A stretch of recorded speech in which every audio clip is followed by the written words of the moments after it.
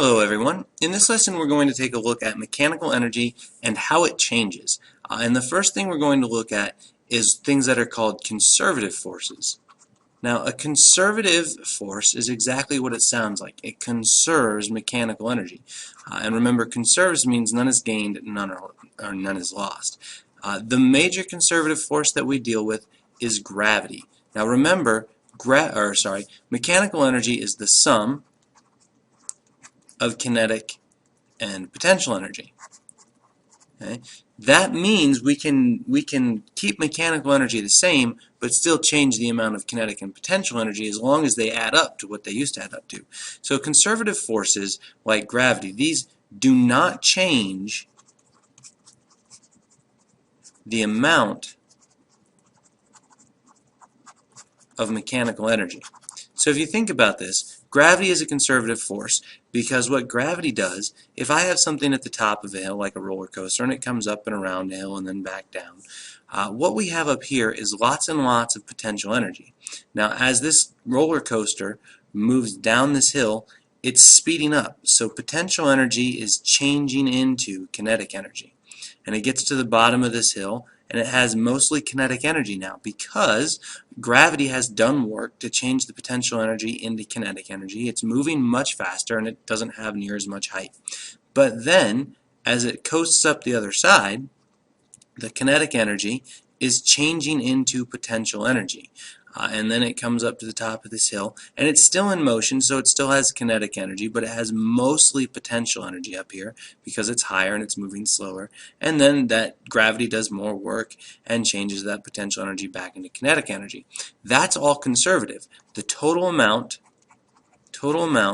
is remaining the same, as long as there's no friction. If we can consider this a frictionless roller coaster, that works. So total amount of mechanical energy is the same everywhere. Now let's think about what that means.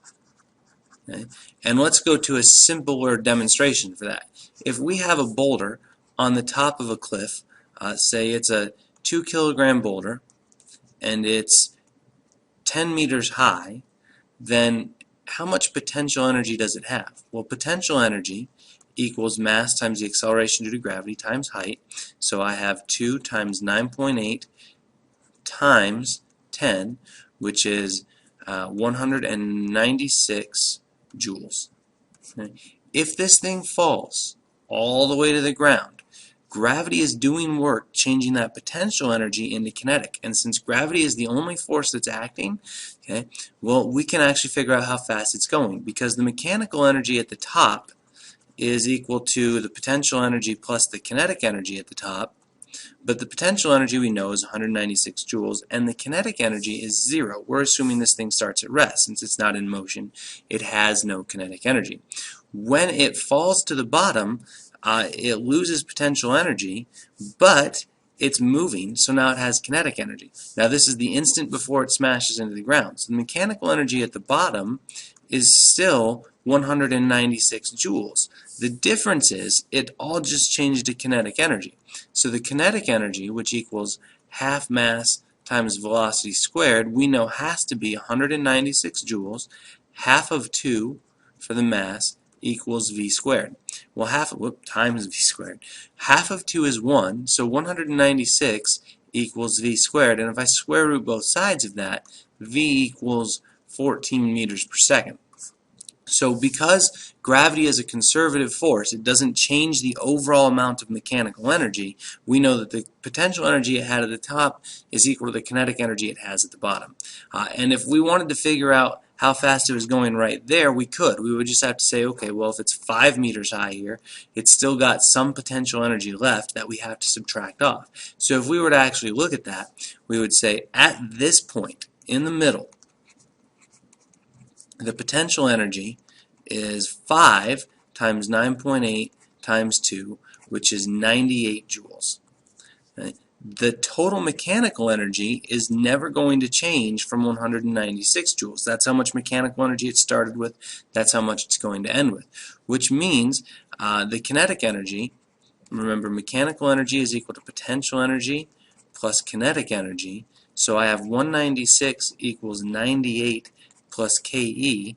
that means the kinetic energy is 98, right? If I subtract over this 98, then KE equals 98 joules. And that means that's half mass times velocity squared. So I'm going to go ahead, half of 2, remember the mass is 2, so 98 equals V squared. And the square root of 98 is a little bit less than 10, about 9.9 meters per second.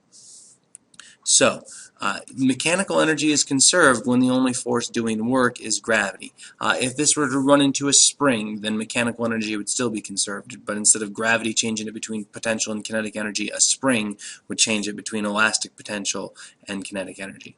Now, one more little example of that. If you have a pendulum, which is just a mass on the end of a rod or a string that can swing back and forth, so this thing can swing through here and back through here.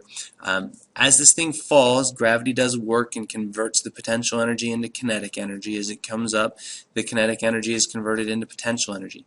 And these two places should have exactly the same height, because as long as mechanical energy is conserved, the mechanical energy at this point has to equal the mechanical energy at that point and the mechanical energy at every other point. Here the potential energy is mostly kinetic, here the kinetic energy is back to potential, but it's just changing back and forth throughout that.